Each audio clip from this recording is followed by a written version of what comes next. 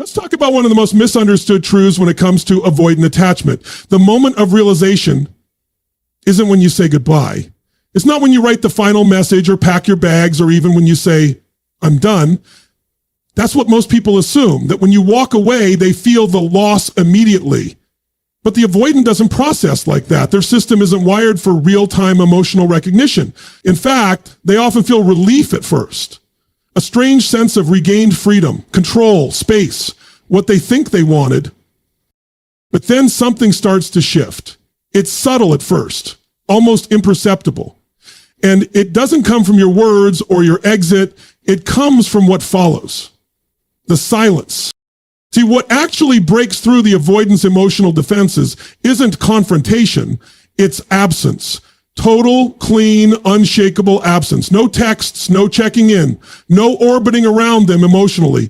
That's the moment everything begins to change, because silence, unlike conflict, doesn't give them anything to push against. It doesn't allow for blame or rationalization. It simply is. And within that quiet is something far more powerful than noise: consequence. The story avoidants are masters of minimizing emotional impact. They'll convince themselves that you're overreacting, that things weren't that serious, that they're better off alone. But when the silence lingers, when the energy you used to bring to the table is no longer there, their mind, which once dismissed your presence, starts obsessing over your absence. And this isn't obsession in a romantic or longing way at first. It's confusion. It's a disruption in their pattern. Because you were always there, you were consistent, you made the emotional effort, you held space for them, even when they didn't reciprocate. And now, without warning, that space is empty. They go to send that message they're used to sending when they feel like it, but hesitate. Something tells them it won't land the same way. They scroll through old conversations looking for validation that maybe you're still tethered emotionally. But the energy is gone. That ever reliable emotional availability has disappeared. And with it, their sense of quiet control. And this is where the mind games turn inward. For so long, the avoidant lived with the story that you needed them, that you were the one pursuing, that you were the one trying harder, that maybe you'd never really leave. But silence says otherwise. Silence isn't loud, but it's honest. And it forces a reckoning. And what many avoidants don't realize is that they built a fantasy around their independence. They weren't actually choosing solitude. They were avoiding accountability. They weren't content alone. They were numb. And when you're finally gone, that fantasy cracks. The silence strips away the ego, the coping mechanisms, the self-soothing logic, and all they're left with is the reality. Someone who cared is no longer within reach. That's when the emotional delay ends. And make no mistake, this isn't just about you. It's about what your absence represents. It represents the end of emotional safety they didn't know they had. The loss of someone who saw them, stayed with them, waited for them. And now that you've stopped waiting, they have to sit with the consequences of how long they made you wait. That silence becomes a mirror. It shows them the cost of disengagement, of control, of emotional withdrawal. It reflects back not just what they lost, but why they lost it. And here's the key truth. Your silence is not revenge. It's not manipulation. It's your healing. It's your boundary.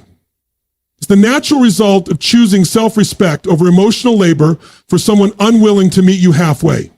And ironically, it's that very choice that shakes them out of their emotional fog. Because in that silence, they finally hear what your presence had been saying all along.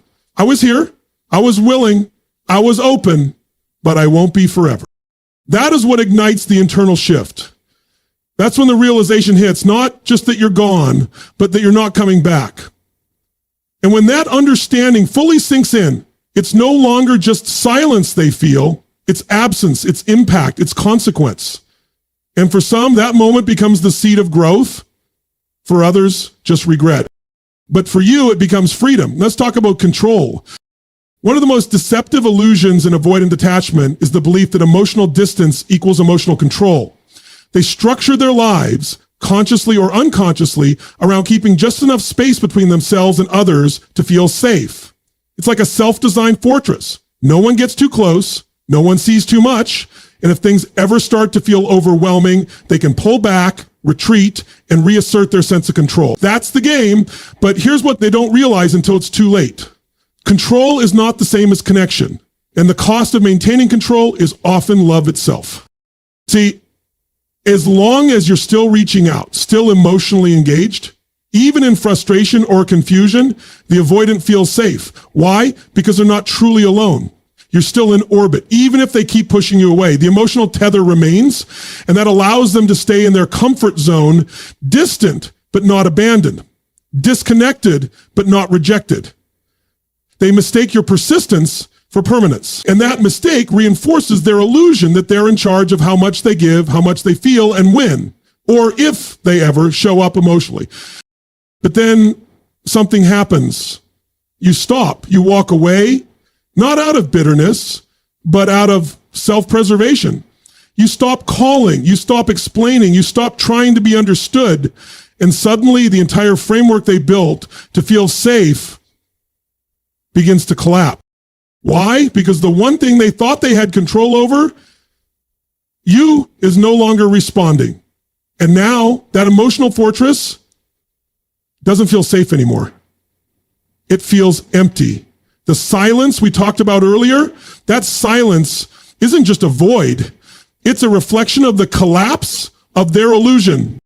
This is where the avoidant hits an emotional crossroads. Up until now, they thought they were managing the relationship. They thought pulling back was a strategy that allowed them to breathe, to protect themselves. They believed that the less they felt, the more in control they were. But now, for the first time, they feel something they weren't prepared for: powerlessness. They can't call you up and fix it with a breadcrumb of affection. They can't send a vague message and expect you to bite. The power dynamic they leaned on, where you chased and they controlled, has shifted. And for someone with an avoidant pattern, that shift isn't just surprising, it's threatening. Because their emotional regulation system depends on distance. And without your emotional presence buffering their detachment, their avoidance becomes isolation. This is where the real emotional storm begins to brew. Because now, they're not just managing their internal discomfort, they're forced to face the consequences of how they operate. They're no longer in control of the situation. And even more jarring, they were never actually in control of their own emotions. They were just numbing them, suppressing them, avoiding them. And now, with nothing left to hide behind, those emotions begin to surface. And here's the kicker. This isn't just about realizing they lost someone valuable. This is about realizing why they lost someone valuable. And that's a different kind of pain. That's not just heartbreak, that's accountability. It's in this moment that the avoidant starts asking questions they've never had to ask before. Why did I push them away? Why didn't I show up when it mattered? Why do I only realize what I had when it's already gone? And those questions are the beginning of a reckoning. Because now they're not just grieving the loss of connection, they're grieving the illusion that kept them from participating in it. This is the emotional cost of control. When you live your life trying to manage closeness like a risk, you end up bankrupt in connection. When you prioritize emotional safety over emotional honesty, you lose both. And in the absence of the person who used to fight to stay, the avoidant finally sees that what they called freedom was actually fear. What they called space was actually self-protection. And what they believed was power, was avoidance in disguise. For some, this moment becomes a crack in the armor. It doesn't guarantee change, but it creates the possibility. It exposes the gap between who they've been and who they could become if they're willing to do the work. But for you, the one who walked away, this is not your burden to carry. Your role was never to fix them. Your strength was in choosing truth over potential, reality over hope. And your decision to leave wasn't weakness. It was the strongest thing you could have done. Let's go deeper.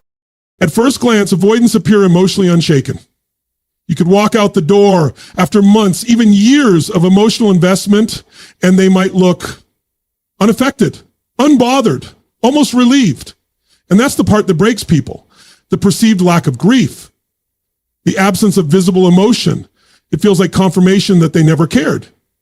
But that interpretation misses something crucial. Avoidants don't grieve in real time. They don't process in the heat of the moment. They process in delay. There's a built-in lag in their emotional system. While others feel the sting of separation right away, the avoidance suppresses. They bury it. They intellectualize it. They convince themselves it's better this way, that the loss is manageable, that nothing is really wrong, but it's not gone, it's just order. And here's the twist. When the realization finally hits, it doesn't come gently.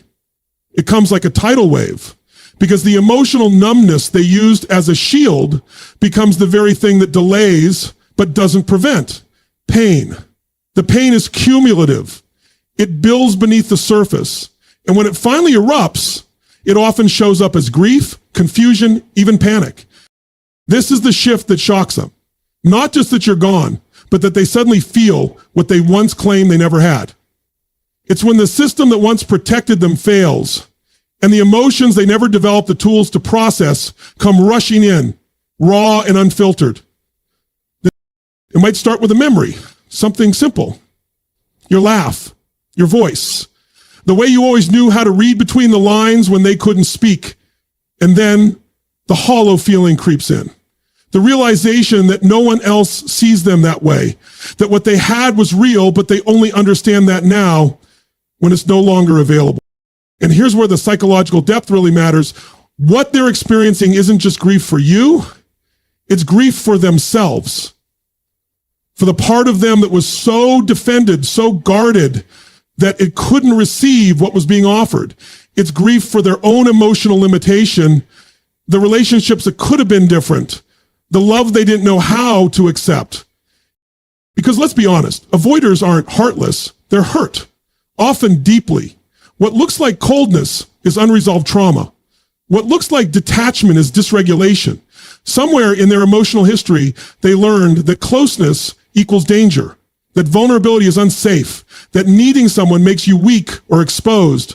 And in protecting themselves from that risk, they closed the door to what they ultimately wanted most, connection.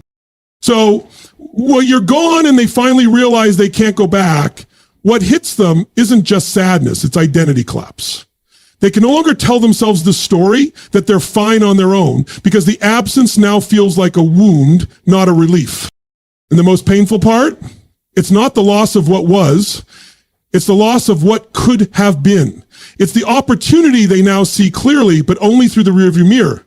That's where the avoidant gets stuck. Not just in sorrow, but in regret. Regret is powerful, it's honest, it forces reflection, but it also doesn't change the past. Now, some avoidants will try to reach back out, hoping to patch things up without doing the real inner work. They're looking for relief, not transformation. But others, those truly impacted by the collapse of their emotional avoidance, may begin a genuine reckoning. They'll start to confront the ways they self-sabotaged, the patterns they inherited, the fear they mistook for freedom.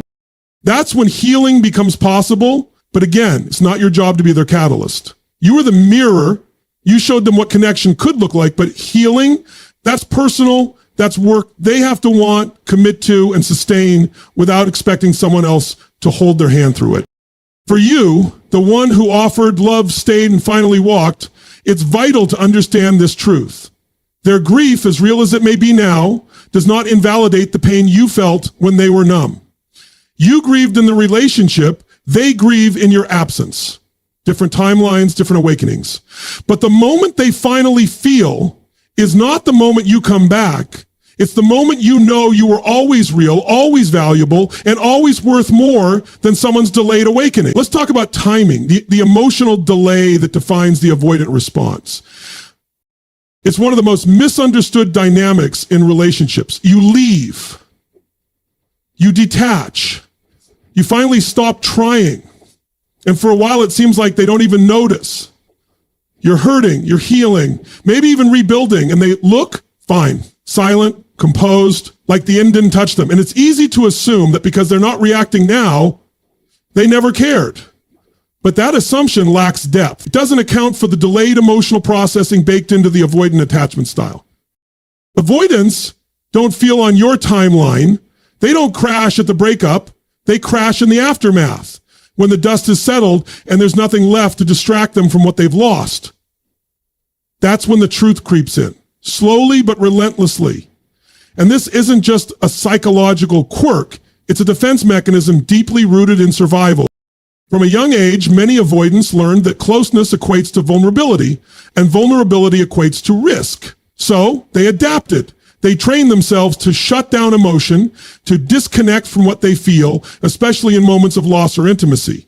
And because of that, when a breakup or separation happens, their first instinct isn't to grieve, it's to suppress, to power through, to intellectualize, to move on logically.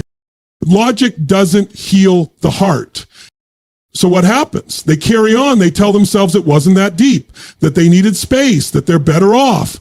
And for a while, that narrative holds. It's familiar.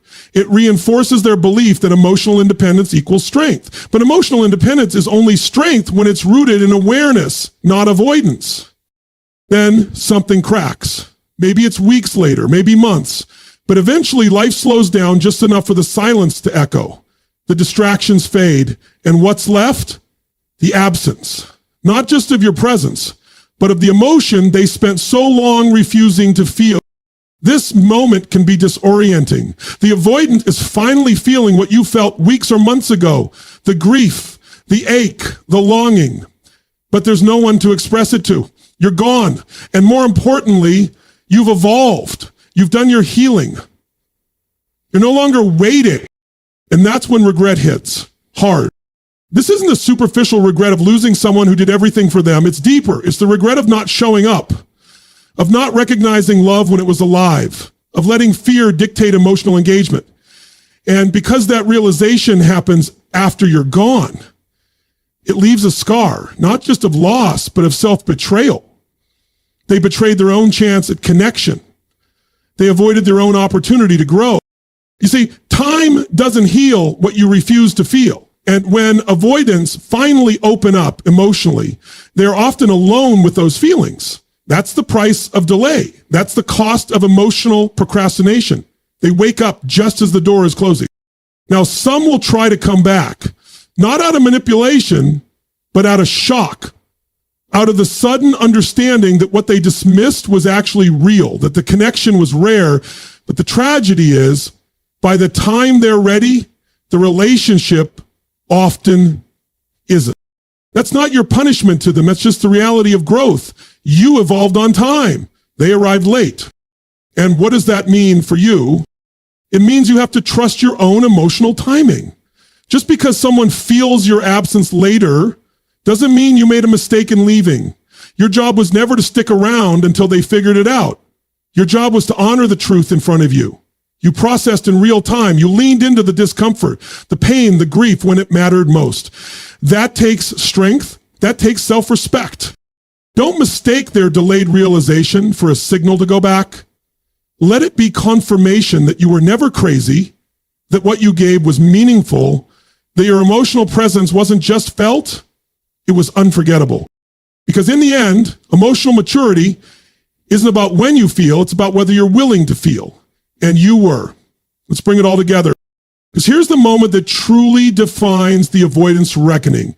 Not just when they realize you're gone, not just when the silence sets in or when the control slips through their fingers. It's when they're finally forced to confront the weight of what they resisted all along. Emotional accountability. See, emotional avoidance is more than just pulling away from connection. It's pulling away from responsibility. For their impact, for their patterns, for their inner world. The avoidant doesn't just avoid you, they avoid themselves. Their wounds, their unmet needs, their fears. And for most of the relationship, they've externalized those problems. You're too emotional. You expect too much. I just need space. It's always something outside of them that's the issue. But when you're no longer there, when there's no one left to blame, to manage, or to lean on without giving back, that mirror gets real. They're alone with themselves. And here's what they start to see, often for the first time, that their inability to connect wasn't about your flaws, but about their fear. That love didn't fail them, they failed to engage with it. Now we're getting into the deep end of the psychological and philosophical work. Because accountability isn't just about admitting you made a mistake. It's about waking up to the role you played in your own suffering. And that awakening, it's painful. It requires looking at the moments they withdrew when you needed reassurance. The times they minimized your needs because they were afraid of needing anyone themselves. The countless opportunities to open up that they shut down out of habit, not logic. And what do they find underneath all that distance? Shame. That's the emotion they've been running from. That's what avoidants bury beneath logic and distraction and self-reliance. It's not just fear of closeness. It's the shame of believing they're not good at it, not capable, maybe even not worthy of it. That's what's been driving the avoidance all along. Not pride, not confidence, but deep-rooted insecurity. Now, this is where transformation either begins or stops cold. Because some people, when confronted with that shame, will double down on their defenses. They'll intellectualize it again. Say it wasn't that serious. Or we just weren't compatible. But others, when the pain becomes undeniable, might do something rare. They might sit in it, feel it, own it, and then ask the question that changes everything. What now? That's the seed of growth. But let's be honest, that growth has to come from them, not from your return, not from a second chance, not from you walking them through the pain. They have to face the dark without expecting you to light the way. And that's a boundary many people struggle to hold, especially if you're empathetic, compassionate, or still emotionally tethered. But it's the only boundary that honors both your healing and their opportunity for actual transformation. Because when we rescue people from their own wake-up calls, we deny them the very pain that can lead to evolution. Pain isn't the enemy. Pain is feedback. It's the body and mind saying something needs to change. And for the avoidant, your absence is their feedback. It's the moment the pattern breaks, the moment the mirror gets clear.